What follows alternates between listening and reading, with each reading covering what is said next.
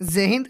बहुत खुशी की बात है कि जेमा साथी YouTube channel and coaching centre के माध्यम से आप सभी क्लास 10 के बच्चों को बिल्कुल फ्री में क्रैश कोर्स दिया जा रहा है। मेरे प्यारे बच्चों, ये जो क्लास चल रही है ना, बिल्कुल फ्री में चल रहा है और हमारा टारगेट है कि हर बच्चों का इस बार 450 प्लस आना चाहिए। मेरे प्यारे बच्चों, इससे पहले कल हमने एक वीडियो दिया था, ये पूरे 1 घंटे का वीडियो था जिसमें हम प्रीवियस ईयर्स क्वेश्चन पेपर का सॉल्यूशन दिए थे। और वो जो प्रीवियस ईयर का जो क्वेश्चन था वह 2009 में पूछे गए सामाजिक विज्ञान का मस्ट इंपॉर्टेंट प्रश्न दिए थे। तो आज कुछ बच्चों ने हमें कॉल किया, कमेंट किया कि सर ज्ञान का MCQ ऑब्जेक्टिव प्रश्न लाइए ना जो हमारे एग्जाम के लिए इम्पोर्टेंट हो। और साथ ही साथ यह जो वीडियो होने वाला है यह वन शॉट वीडियो होने वाला है। वन शॉट होने वाला है मतलब चैप्टर 1 से लेकर के 5 तक जितने भी MCQ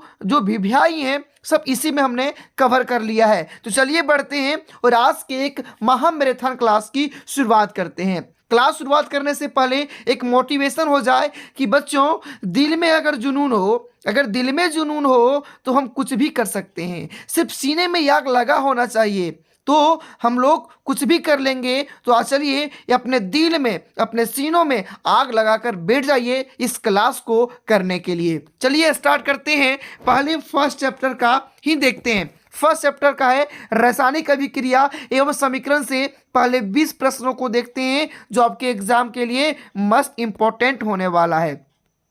सब्जेक्ट क्या है? विज्ञान है। क्लास किसके लिए है? 10 के लिए। फर्स्ट प्रश्न है सॉफ्सन किस प्रकार की अभिक्रिया है। जो सॉफ्सन है ना, किस प्रकार की अभिक्रिया है? तो मेरे प्यारे बच्चों इसका जवाब होना चाहिए कि गुरुजी जो सॉफ्सन है वह ऊष्माक्षेपी अभिक्रिया है। ऊष्माक्षेपी सॉफ्सन अभिक्रिया है। अगला दूसरा प्रश्न है कि फेरस सल्फेट क्रिस्टल का रंग कैसा होता है? कैसा होता है? इसका जवाब होना चाहिए कि गुरुजी हरा होता है। कैसा होता है? हरा होता है। अगला है साग सब्जियों को विघटित होकर कंपोस्ट बनना किस अभिक्रिया का उदाहरण है? तो ये भी हो जाएगा किसका? ऊष्माक्षेपी का। किसका हो जाएगा? ऊष्माक्षेपी का। अगला है लाल तप्त आयरन पर जलवाष्प प्रवाहित करने पर कौन सा यौगिक प्राप्त होता है? तो मेरे प्यारे बच्चों इसका क्या जवाब होगा? तो बताओ कि गुरुजी इसका जवाब होगा Fe3O4। Fe3O4। अगला प्रश्न है जब सोडियम हाइड्रो जिंक से अभिक्रिया करता है तो कौन सा उत्पाद बनता है? तो उत्पाद जो बनेगा Na2ZnO2 प्लस H2 बनेगा। क्या बनेगा? Na2ZnO2 प्लस H2 बनेगा। क्या बनेगा मेरे प्यारे बच्चों? ध्यान से समझते चलिएगा और इसे याद करने का भी प्रयास करते रहिएगा। याद करने का भी क्या करना है? प्रयास करना है। आगे बढ़ते हैं तो मस्ट इंपॉर्टेंट प्रश्न मिलता है जो 6 नंबर का है और प्रश्न है दूध से दही बनना कैसा परिवर्तन है? जो दूध से जो दही बनता है वह कैसा परिवर्तन है? तो रासायनिक परिवर्तन है। कैसा परिवर्तन है मेरे प्यारे बच्चों? रासायनिक परिवर्तन है। आगे बढ़ते हैं तो मिलता है कि निम्नलिखित में से कौन सा पदार्थ बिना ज्वाला के जलता है? यानी कौन सा ऐसा पदार्थ है जो किसी बिना ज्वाला के जलता है? तो हो जाएगा कोयला। क्या होगा? कोयला। अगला प्रश्न है कि आलू चिप्स की थैली में कौन सी गैस भरी हुई रहती है? मेरे प्यारे बच्चों जब चिप्स खाते हैं हम लोग ना, चिप्स खाते हैं, जब चिप्स को खरीदते हैं तो उस पर फूला हुआ होता है, मतलब उसके अंदर हवा भरा हुआ होता है। तो कौन सा हवा भरा होता है? नाइट्रोजन हवा।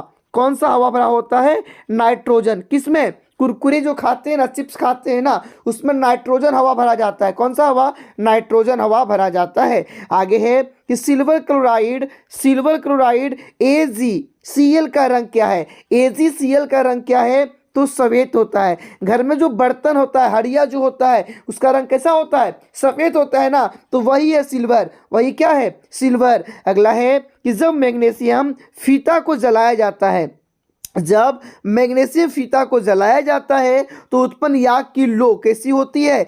चमकीला उजाला होता है। चमकीला उजाला होता है। अगला है कि निम्नलिखित में कौन द्विविस्थापन अभिक्रिया है? तो जो द्विविस्थापन अभिक्रिया का जो आंसर होगा वो होगा AgNO3 प्लस NaCl बनाएगा AgCl प्लस NaNO3। अगला है कि Zn प्लस CuSO4 बनाता है ZnSO4 प्लस Cu। रासायनिक अभिक्रिया किस प्रकार की है? यह बहुत इंपॉर्टेंट है, इस बार के एग्जाम के लिए यह प्रश्न पूछा जाएगा, इसलिए ध्यान से समझ लीजिए कि Zn प्लस CuSO4 बनाता है ZnSO4 प्लस Cu। तो जो रासायनिक अभिक्रिया है किस प्रकार की है? तो यह क्या करता है? विस्थापन करता है, मतलब विस्थापन अभिक्रिया है। कौन सा अभिक्रिया है? विस्थापन अभिक्रिया है। अगला है लोह चूर्ण पर तनु हाइड्रोक्लोरिक अम्ल डालने से क्या होगा? जब लोहे के पूर्ण चूर्ण पर, लोहे के चूर्ण पर जब तनु हाइड्रोक्लोरिक अम्ल को डालेंगे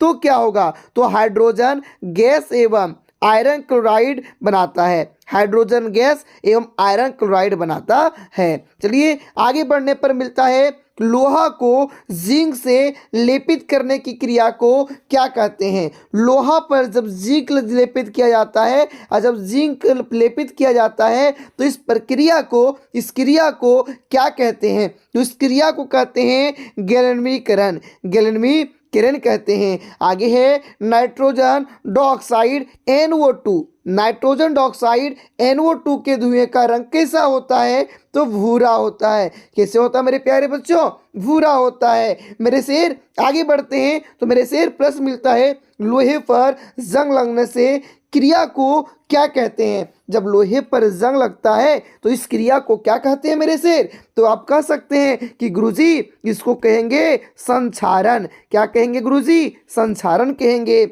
आगे बढ़ते हैं तो प्रश्न मिलता है कि निम्नलिखित में से कौन सा बुझा हुआ चूना है? यानी यहाँ पे जो ऑप्शन दिया गया है इसमें से बुझा हुआ चूना कौन सा है? CaO2, CaCO3, Ca।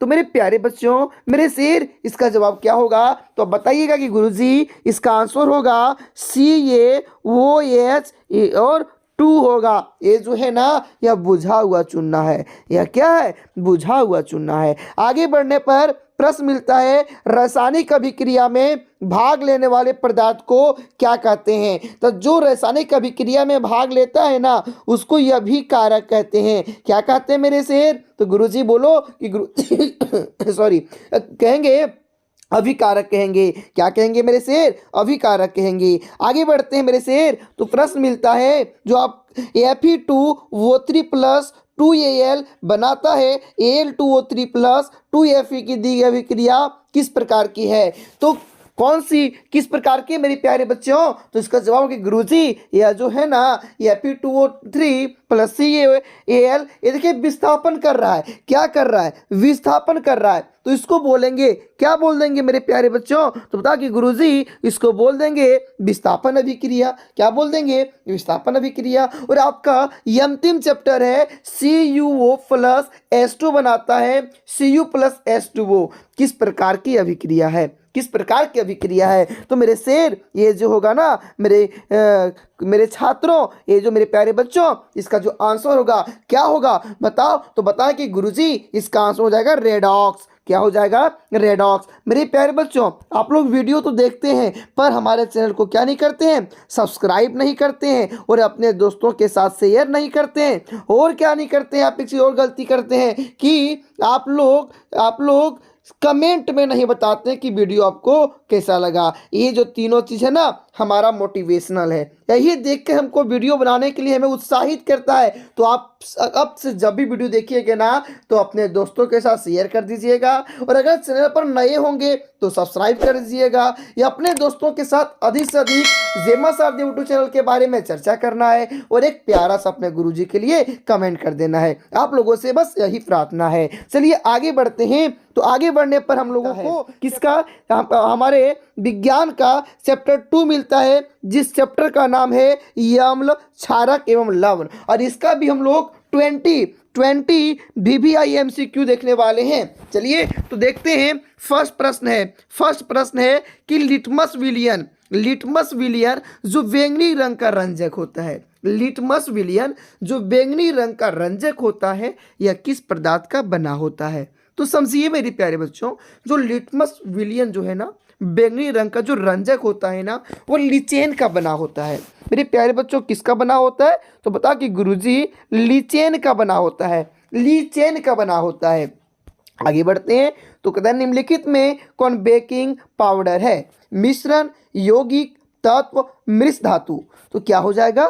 मिश्रण जो है ना मेरे प्यारे बच्चों, मिश्रण जो है ना वो बेकिंग पाउडर है। मिश्रण क्या है? बेकिंग पाउडर है। आगे बढ़ने पर मिलता है निम्नलिखित में से कौन सूचक की तरह इस्तेमाल नहीं किया जाता है? किसकी तरह? सूचक की तरह इस्तेमाल नहीं किया जाता है। तो मूली को मेरे प्यारे बच्चों, मूली को सूचक की तरह इस्तेमाल नहीं किया जा सकता है। आगे बढ़ते हैं तो प्रश्न मिलता है, प्रश्न नंबर 4 मिलता है कि निम्नलिखित में कौन क्षारक है? यानी इनमें देखना है कि कौन क्षारक है, कौन क्षारक है। तो हम बता देना चाहते हैं मेरे प्यारे बच्चों, ZnO जो होता है ना, क्षारक होता है। ZnO क्या होता है? क्षारक होता है। देखिए ZnO बिल्कुल सही जवाब है। ZnO क्या होता है? क्षारक होता है। अगला है पोटास एलम होते हैं। जो पोटास एलम जो होते हैं क्या होते हैं? तो एक दिक लवण होते हैं, एक दिक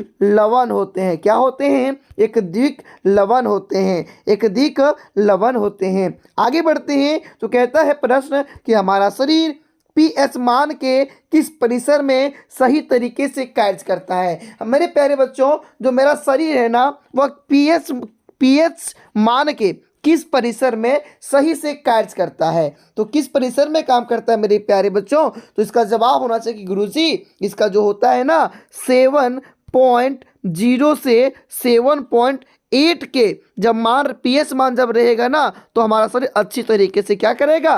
काम करेगा। अच्छे तरीके से क्या करेगा?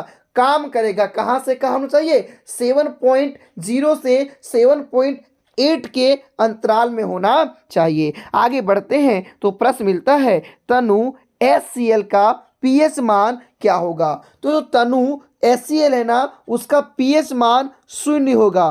पीएच मान क्या होगा? 0 होगा। आगे चलते हैं, निम्नलिखित में सबसे प्रबल लवण कौन है? निम्नलिखित में सबसे प्रबल लवण कौन है? तो जो सबसे जो प्रबल लवण है ना वो है NaCl। कौन सा मेरे प्यारे बच्चों? NaCl। आगे बढ़ते हैं तो प्रश्न मिलता है बहते हुए रक्त को रोकने में उपयोगी होगी। अगर आपका हाथ कट गया है, बल बढ़ रहा है, खून बह रहा है, तो उसको कैसे रोकेंगे? तो क्या करते हैं? फिटकरी लगा देंगे। क्या कर देंगे? फिटकरी लगा देंगे। मेरे प्यारे बच्चों, अब इस बात से भली भांति परिचित होंगे। अब देखे होंगे जब कभी हम लोग दाढ़ी बनाते हैं, बाल कटवाते हैं और कहीं गलती से मेरा सर या दाढ़ी मुंह अगर कट जाता है तो नाई उस वक्त क्या करता है? एक पत्थर को हमारे कटे हुए भाग पर रगड़ने लगता है। तो बस वही क्या है?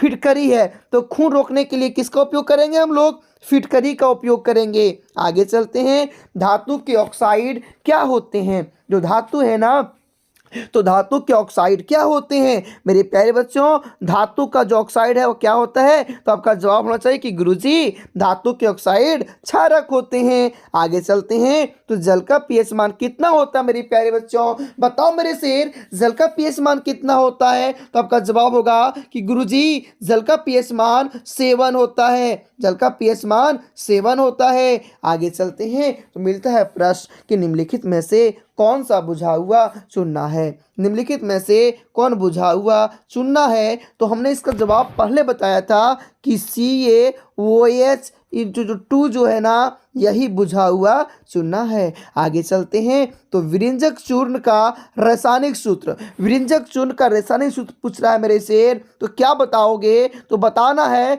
कि गुरुजी विरंजक चूर्ण का रासायनिक सूत्र होता है CaOCl2। अगर आप अभी तक रासायनिक सूत्र याद नहीं किए हैं तो आप में कमेंट में बताइएगा। हम आपको एक ट्रिक देंगे रासायनिक सूत्र याद करने का। आप कमेंट कीजिएगा, फिर आगे हम सोचेंगे कि कौन सा ट्रिक लगाया जाए ताकि मेरे प्यारे प्यारे बच्चों को आसानी तरीके से याद रह सके। और मेरे पास एक से एक ट्रिक है, बशर्ते आपको सिर्फ कमेंट करना होगा, आपको सिर्फ पूछना होगा। हम आपके लिए एक से एक वीडियो लेकर हाजिर रहेंगे। चलिए आगे बढ़ते हैं तो प्रश्न है चींटी के डंक और नेटल के डंक में कौन सा अम्ल पाया जाता है। मतलब जब बिच्छू काटता है, चींटी काटती है तो क्या होता है, लहरने लगता है, जलन होने लगता है, तो उसके उसके डंक जो होता है ना, उसमें एक अम्ल पाया जाता है, उसमें एक अम्ल पाया जाता है, उसी के कारण मेरा कटे हुए भाग पर जलन होने लगता है, जिस अम्ल का नाम है मेथेनोइक अम्ल। क्या है, मेथेनोइक अम्ल। चलिए आगे जाते हैं। तो अम्ल वर्षा कहलाने के लिए आवश्यक है, अगर वो किसी वर्षा को अम्ल वर्षा कहलाना है तो उसमें क्या होना चाहिए, उस वर्षा के जल का पीएच मान क्या होना चाहिए, तो उस वर्षा के जल का पीएच मान होना चाहिए 5.6 से कम होना चाहिए। 5.6 से क्या होना चाहिए, कम होना चाहिए। किसका किसका किसका बताओ मेरे प्यारे बच्चों, किसका किसका 5.6 से कम होना चाहिए, तो अम्ल वर्षा कहलाने के लिए, अम्ल वर्षा कहलाने के लिए वर्षा के जल का। आगे बढ़ते हैं। तो प्रश्न नंबर 16 मिलता है कि ग्लूकोज का रासायनिक सूत्र क्या होता है। ग्लूकोज का जो रासायनिक सूत्र होता है मेरे प्यारे बच्चों, मेरे शेष जो होता है C6H12O6 जो होता है वह ग्लूकोज का रासायनिक सूत्र होता है, ग्लूकोज का रासायनिक सूत्र होता है मेरे प्यारे बच्चों। आगे चलते हैं। तो कहता है एसिटिक अम्ल का IUPAC नाम, एसिटिक अम्ल का IUPAC नाम क्या है, तो मेरे प्यारे बच्चों एसिटिक अम्ल का जो IUPAC नाम है वह मेथेनोइक अम्ल है, वह क्या है, मेथेनोइक अम्ल है। आगे चलते हैं। तो क्वेश्चन नंबर 18 मिलता है कि निम्नलिखित में कौन सा आयन लाल लिटमस पत्र को क्या कर सकता है, नीला कर सकता है, तो OH। कौन कर सकता है, OH कर सकता है।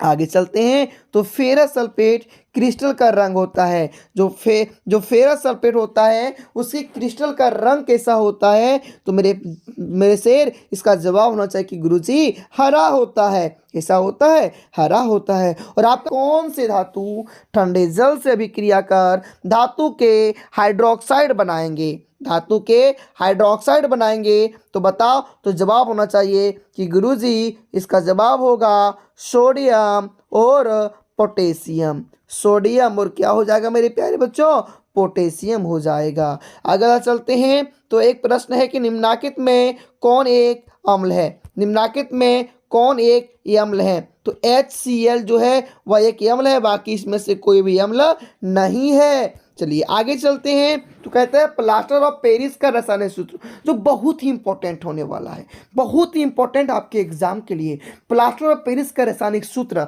तो क्या होगा, CaSO4 इंटू हाफ H2O, उसी का होता है प्लास्टर ऑफ पेरिस का रासायनिक सूत्र होता है। आगे चलते हैं। कोई विलयन लाल लिटमस को नीला कर देता है, इसका pH 1 संभवतः क्या होगा, तो 10 होगा। क्या होगा, 10 होगा। अगला है लैक्टिक अम्ल का प्राकृतिक स्रोत है। जो लैक्टिक अम्ल है मेरे प्यारे बच्चों, जो लैक्टिक अम्ल है उसका प्राकृतिक स्रोत क्या होता है, तो लैक्टिक अम्ल का जो प्राकृतिक स्रोत है मेरे प्यारे बच्चों वह दही होता है। क्या होता है, दही होता है। आगे चलते हैं। तो आपका सेकेंड चैप्टर का अंतिम प्रश्न मिलता है कि पोटास एलम, जिसको बोलते हैं फिटकरी, और फिटकरी का दूसरा नाम है पोटास एलम, का सही रासायनिक सूत्र क्या होता है, तो फिटकरी का रासायनिक सूत्र क्या होगा मेरे शेर, तो K2SO4 Al2SO4 इंटू H2 होता है मेरे शेर इसका रासायनिक सूत्र। इस प्रकार हम लोगों ने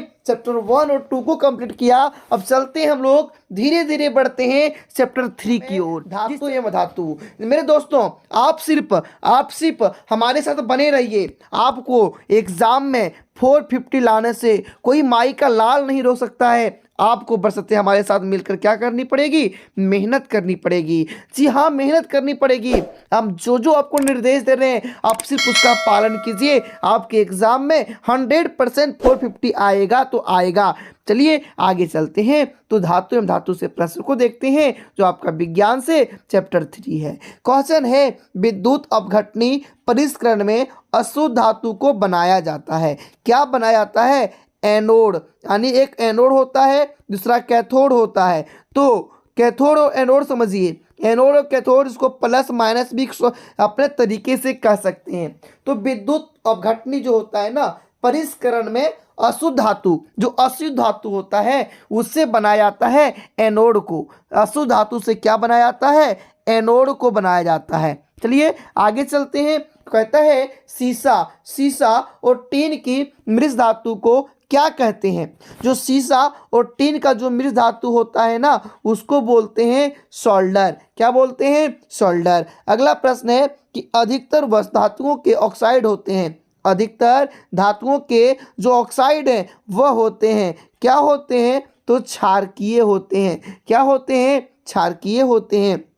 आगे चलते हैं तो प्रश्न मिलता है कि ग्रेफाइट होता है। ग्रेफाइट होता है। जो ग्रेफाइट है ना, वह विद्युत का सुचालक होता है। ग्रेफाइट विद्युत का सुचालक होता है। विद्युत का क्या होता है? सुचालक होता है। अगला है, निम्नलिखित में कौन सबसे अधिक अभिक्रियाशील धातु है? सबसे अधिक अभिक्रियाशील धातु है। तो इसका जवाब होगा मेरे प्यारे बच्चों एन ये। क्या हो जाएगा? एन ये। आगे चलते हैं तो प्रश्न है, इनमें से कौन अधातु होते हुए भी चमकीला है? यानी कौन सा ऐसा अधातु है जो चमकीला होता है? तो इसका जवाब होना चाहिए कि गुरुजी ये तो सबसे आसान है, वह तो आयोडोनिया है, मतलब आयोडीन है। आगे है, किस रासायनिक यौगिक को गर्म करने पर प्लास्टर ऑफ पेरिस प्राप्त किया जा सकता है? व्यंजक चूर्ण, जिप्सम, चूना पत्थर, कच्चा चूना। तो इसका जवाब होगा मेरे प्यारे बच्चों, मेरे शेर कि गुरुजी जिप्सम। क्या हो जाएगा? जिप्सम। आगे बढ़ते हैं, सबसे अधिक सक्रिय धातु है। जो सबसे अधिक जो सक्रिय धातु है वह पोटेशियम है। क्या है मेरे प्यारे बच्चों? पोटेशियम। क्या है? पोटेशियम। आगे चलते हैं तो प्रश्न है, लोहा एवं इस्पात को जंग से सुरक्षित रखने के लिए उन पर किस धातु की पतली परत चढ़ाई जाती है? तो जिंक का। किसका मेरे प्यारे बच्चों? जिंक का। आगे है, कौन सा धातु कमरे के ताप पर द्रव होता है? कौन सा धातु कमरे के ताप पर द्रव होता है? तो इसका जवाब होगा मेरे प्यारे बच्चों ब्रोमीन। क्या हो जाएगा? ब्रोमीन। अगला प्रश्न है कि बॉक्साइट निम्नलिखित में से किस धातु का अयस्क है? जो बॉक्साइट है वह किस धातु का अयस्क है? तो जवाब होना चाहिए एल्युमिनियम का। अगला है, सबसे अधिक तन्य धातु कौन है? मेरे प्यारे बच्चों मेरे शेर बताओ कि सबसे अधिक जो तन्य धातु है वह कौन सा है? तो सबसे अधिक जो तन्य धातु है मेरे प्यारे बच्चों वह कौन सा है? तो बताओ गुरुजी वह सोना है। वह क्या है? सोना है। आगे है, निम्नलिखित में कौन अधातु है? निम्नलिखित में कौन अधातु है? तो सी कार्बन। क्या? कार्बन। अगला है, निम्नलिखित में से किसे चाकू से काटा जा सकता है? तो होगा सोडियम और पोटेशियम। तो जवाब हो जाएगा इसका सोडियम। अगला है, कार्बन क्या है मेरे प्यारे बच्चों? जो आपका तीसरे चैप्टर का अंतिम प्रश्न है कि कार्बन क्या है? तो मेरे प्यारे बच्चों हम बता देना चाहते हैं, जो कार्बन है ना वह अधातु है। कार्बन क्या है? अधातु है। चलिए मेरे प्यारे बच्चों अब बढ़ते हम लोग अपनी गति चाल से, कछुए की चाल से धीरे धीरे चैप्टर 4 की ओर, जिस चैप्टर एवं उसके जोगी। रुको, अगर तीसरे चैप्टर देख लिए ना तो एक और देख के जाना, क्योंकि आपके एग्जाम नजदीक है। अभी रील मत देखो, इसको पूरा देख लो। आपके एग्जाम में रील नहीं आने वाले हैं, आपके एग्जाम में यही प्रश्न आने वाले हैं। तो रुको, सब्र करो और इसको देख लो। चलिए देखते हैं कार्बन एवं उसके यौगिक का प्रथम प्रश्न है, कार्बन हाइड्रोजन के संयोग कर बनता है। क्या बनता है? तो हाइड्रोकार्बन बनता है मेरे प्यारे बच्चों। अगला है, इथेन में कितने सहसंयोजक आबंध होते हैं? तो 7। कितने? 7। अगला है, खाना बनाते समय यदि बर्तन की तली बाहर से काली हो रही है, घर में कढ़ाई होगा, बाहर से एकदम काली हो गई होगी, जो इसका मतलब है कि भोजन पूरी तरह नहीं पका है। इसका मतलब क्या है? भोजन पूरी तरह नहीं पका है। तो इसका जवाब क्या होगा कि ईंधन पूरी तरह से नहीं जल रहा है। ईंधन जो है पूरी तरह से नहीं जल रहा है। अगला है, CH2+2 किसका समान सूत्र है? मेरे प्यारे बच्चों यह जो है एल्केन का है। थोड़ा सा प्रश्न मिस्टेक है, लेकिन इसका जवाब एल्केन का है। आप एल्केन का जो समान सूत्र होता है देख लीजिएगा। चलिए आगे है, सरलतम हाइड्रोकार्बन है। सरलतम हाइड्रोकार्बन जो है मेरे प्यारे बच्चों, मेरे शेर, वह है मीथेन। क्या है? मीथेन। आगे बढ़ते हैं तो प्रश्न है, क्लोरोफॉर्म का IUPAC नाम है। क्या नाम है? तो ट्राइफ्लोरोमीथेन, ट्राइफ्लोरोमीथेन। अगला, वायुमंडल में CO2 गैस की उपस्थिति। CO2 जो गैस है हमारे वायुमंडल में वह 0.03% ही है। ठीक है, चलिए आगे चलते हैं। तो कहता है सल्फ्यूरिक अम्ल का अणुसूत्र होता है। सल्फ्यूरिक अम्ल का अणुसूत्र क्या होता है मेरे प्यारे बच्चों? तो H2SO4 होता है, H2SO4 होता है। अगला प्रश्न है कि कार्बोक्सिलिक एसिड समूह कौन है? तो COOH, COOH जो है वह कार्बोक्सिलिक एसिड समूह है। आगे बढ़ते हैं तो प्रश्न मिलता है इथेलीन में कार्बन कार्बन के बीच दो अबांध मौजूद हैं जिनमें एक सिग्मा वो एक पाई अबांध है। दोनों सिग्मा वो अबांध है, दोनों पाई अबांध है, दोनों इलेक्ट्रोनेट अबांध है। तो इसका जवाब होगा मेरे प्यारे बच्चों दोनों सिग्मा अबांध है। दोनों सिग्मा क्या है? अबांध है। अगला प्रश्न है मेरे प्यारे बच्चों नीला थोथा स्वतुतिया बोलते हैं का रासायनिक सूत्र क्या है? तो रासायनिक सूत्र इसका है CuSO4 5S2 वो। ठीक है, चलिए आगे बढ़ते हैं। तो प्रश्न है नाइट्रोजन अणु में कितने सहसंयोजक बंधन होते हैं? नाइट्रोजन अणु में कितने सहसंयोजक बंधन होते हैं? तो 3 बंधन होते हैं। मेरे प्यारे बच्चों कितने बंधन होते हैं? 3 बंधन होते हैं। आगे बढ़ते तो प्रश्न मिलता है कि संगमरमर का रासायनिक सूत्र क्या है? संगमरमर का रासायनिक सूत्र क्या है मेरे प्यारे बच्चों? तो आपका जवाब होना चाहिए कि गुरुजी संगमरमर का रासायनिक सूत्र है CaCO3। आगे चलते हैं तो प्रश्न मिलता है कि चीनी का रासायनिक सूत्र क्या है मेरे प्यारे बच्चों? किसका? चीनी का रासायनिक सूत्र क्या है? तो चीनी का जो रासायनिक सूत्र है C12H22 वो 11 है। किसका रासायनिक सूत्र मेरे प्यारे बच्चों? तो चीनी का रासायनिक सूत्र है गुरुजी। किसका है? चीनी का है। अगला प्रश्न है सोडियम कार्बोनेट का अणुसूत्र है। सोडियम कार्बोनेट का अणुसूत्र है तो जवाब होना चाहिए Na2CO3।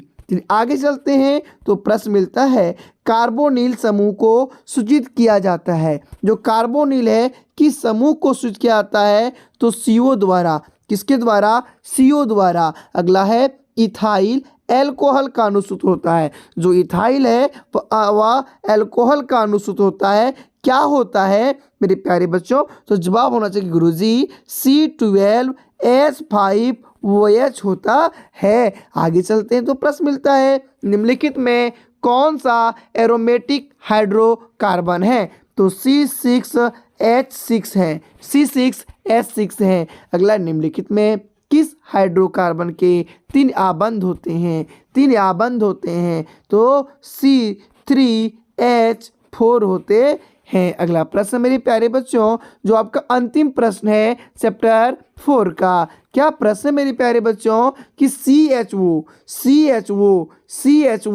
क्रियाशील मूलक को क्या कहते हैं? एल्डिहाइड क्या कहते हैं? एल्डिहाइड कहते हैं। चलिए आगे बढ़ते हैं मेरे प्यारे बच्चों। उसी चाल में धीरे धीरे सीने में आग लगा कर ही बैठना है। आग लगेगा तो ही जलेगा, तो ही हम पढ़ पाएंगे। रील उल देखने से कुछ नहीं होने वाला है, पापा के प्रयोग को देखने से कुछ नहीं होने वाला है। आपको अपना सिलेबस देखना होगा तो देखिए और याद करने का प्रयास कीजिए। ये आपका 5वें चैप्टर है तत्वों का आवर्त वर्गीकरण। तत्वों का आवर्त वर्गीकरण। प्रश्न है मेरे प्यारे बच्चों कि आवर्त सारिणी के उद्गर स्तंभों को क्या कहा जाता है? तो मेरे प्यारे बच्चों इसको वर्ग कहते हैं। क्या कहते हैं? वर्ग कहते हैं। आपका नेक्स्ट प्रश्न है आवर्त सारिणी में कितने वर्ग होते हैं? तो मेरे प्यारे बच्चों जो आवर्त सारिणी है ना उसमें 80 खंड होते हैं। कितने? 18 वर्ग होते हैं। अगला है आवर्त सारिणी के प्रथम वर्ग के सदस्य कौन है? तो जवाब होगा कि गुरुजी वह जो है वह क्षारीय धातु हैं। कौन है? क्षारीय धातु हैं। आगे चलते तो प्रश्न मिलता है आवर्त सारिणी में कितने आवर्त हैं? मेरे प्यारे बच्चों, जो आवर्त सारिणी है ना, इसमें 7 आवर्त हैं। कितने आवर्त हैं? 7 आवर्त हैं। अगला है मेंडलीफ आवर्त सारिणी में कुल कितने वर्ग हैं? जो मेंडलीफ है उसमें जो आवर्त सारिणी है उसमें कुल कितने अंग हैं? तो 9। कितने हैं? 9 हैं। अगला है आवर्त सारिणी में शून्य। आवर्त सारिणी में शून्य समूह का तत्व है। शून्य समूह का तत्व है। समूह का तत्व है। मेरे प्यारे बच्चों, इसका जवाब होना चाहिए He। जवाब होना चाहिए He। आगे बढ़ते हैं तो प्रश्न है मीथेन में कितने सहसंयोजक बंधन होते हैं? जो मीथेन है ना उसमें कितने सहसंयोजन होते हैं? तो इसका सही जवाब होगा मेरे प्यारे बच्चों 4। कितना हो जाएगा? 4। आगे बढ़ते हैं तो नेक्स्ट प्रश्न है आधुनिक आवर्त सारिणी में कितने वर्ग और आवर्त होते हैं? आधुनिक आवर्त सारिणी में कितने वर्ग और आवर्त होते हैं? तो 18 वर्ग। 18 वर्ग और 9 यावर्त होते हैं। 18 वर्ग और 9 यावर्त होते हैं। आगे बढ़ते हैं तो प्रश्न मिलता है कि आधुनिक यावर्त सारिणी में कितने यावर्त और कितने समूह हैं? तो मेरे प्यारे बच्चों वहाँ पे 7 आवर्त। कितने? 7 आवर्त और 18 समूह हैं। 7 आवर्त और 18 समूह हैं। आगे बढ़ते हैं नेक्स्ट प्रश्न की ओर। तो प्रश्न यह है कि आधुनिक आवर्त सारिणी में तत्वों के वर्गीकरण का आधार क्या है? तो परमाणु संख्या। क्या है? परमाणु संख्या है। अब आपका नेक्स्ट प्रश्न है कि अमोनिया के अणु नाइट्रोजन एवं हाइड्रोजन के परमाणुओं की संख्या का क्या है? अनुपात है। तो उसका अनुपात क्या है? तो 1:3। कितना है मेरे प्यारे बच्चों? 1:3। कितना है? 1:3। आगे बढ़ते हैं तो प्रश्न मिलता है कि आधुनिक आवर्त सारिणी का आधार क्या है? जो आधुनिक आवर्त सारिणी है इसका इसका आधार क्या है? तो आधार है परमाणु संख्या। आधार क्या मेरे प्यारे बच्चों? परमाणु संख्या। आगे बढ़ते हैं तो प्रश्न मिलता है कि आवर्त सारिणी में क्षैतिज कतारों को क्या कहते हैं? दो, एक ऐसा होता है एक ऐसा होता है। तो क्षैतिज कतारों को क्या कहेंगे? तो यावर्त कहते हैं मेरे प्यारे बच्चों। क्या कहते हैं? आवर्त कहते हैं। अगला है लोहे की परमाणु की जो संख्या है कितनी है? तो मेरे प्यारे बच्चों इसका जवाब होगा 26 है। अगला है आधुनिक आवर्त सारिणी में वर्गों की संख्या क्या होती है मेरे प्यारे बच्चों? तो 18 होती है। क्या होती है? 18 होती है। अगला प्रश्न है कि आधुनिक आवर्त सारिणी में आज तक ज्ञात तत्व कितने हैं? 114 हैं। कितने मेरे प्यारे बच्चों? 114 है। चलिए आगे बढ़ते हैं तो अगला प्रश्न मिलता है मेरे प्यारे बच्चों मेंडलीफ आवर्त सारिणी में तत्वों के वर्गीकरण का आधार क्या था? तो परमाणु द्रव्यमान था मेरे प्यारे बच्चों। अगला है मेरे शेर ओजन के एक अणु में ऑक्सीजन के परमाणुओं की संख्या होती है तो कितनी होती है मेरे प्यारे बच्चों? 3 होती है। कितनी होती है? 3 होती है। आगे चलते तो प्रश्न है कि आवर्त सारिणी में कितने आवर्त होते हैं? तो आवर्त सारिणी में 7 आवर्त होते हैं। कितने होते हैं? 7 आवर्त होते हैं। आगे बढ़ते हैं मेरे प्यारे बच्चों तो आपका सबसे अंतिम लास्ट क्वेश्चन मिलता है कि हीलियम कैसा तत्व है? मेरे प्यारे बच्चों जो हीलियम है वह अक्रिय तत्व है। कैसा है? अक्रिय तत्व है। तो इस प्रकार मेरे प्यारे बच्चों हम लोगों ने साइंस का चैप्टर 1 से लेकर के 5 तक जितने भी must important BBI MCQ objective प्रश्न थे, क्वेश्चन थे, हम लोगों ने देख लिया है। अब हम अगले वीडियो में आपके लिए जो लेके आएंगे वह आपके बुक से जो आपके एग्जाम में आने वाले हैं वह VVI प्रश्न लेकर हाजिर होंगे। आगे बढ़ने से वीडियो को खत्म करने से पहले एक छोटा सा निवेदन आपसे है, हाथ जोड़कर आपसे प्रार्थना है कि मेरे प्यारे बच्चों वीडियो देखने के बाद अगर अच्छा लगे तो ये अपने दोस्तों के साथ थोड़ा सा शेयर कर देना है और क्या करना है अपने गुरुजी के लिए एक सुंदर सा कमेंट कर देना है। और मेरे प्यारे बच्चों अगर आप हमारे चैनल पर नए होंगे तो इस चैनल को सब्सक्राइब करके भी रख लीजिएगा ताकि मेरी ओर से जो भी कुछ आपके लिए हेल्प बन सके मैं करता रहूं। साथ ही साथ मेरे प्यारे बच्चों, मैं आप सबको ये कहना चाहता हूं कि जो भी क्रैश कोर्स जो जेमा सारथी यूट्यूब चैनल के माध्यम से फ्री में चल रही है, इस क्लास के बारे में अपने साथियों के साथ अधिक से अधिक चर्चा करें। ठीक है, थैंक यू। चलिए मिलते हैं अगले वीडियो में।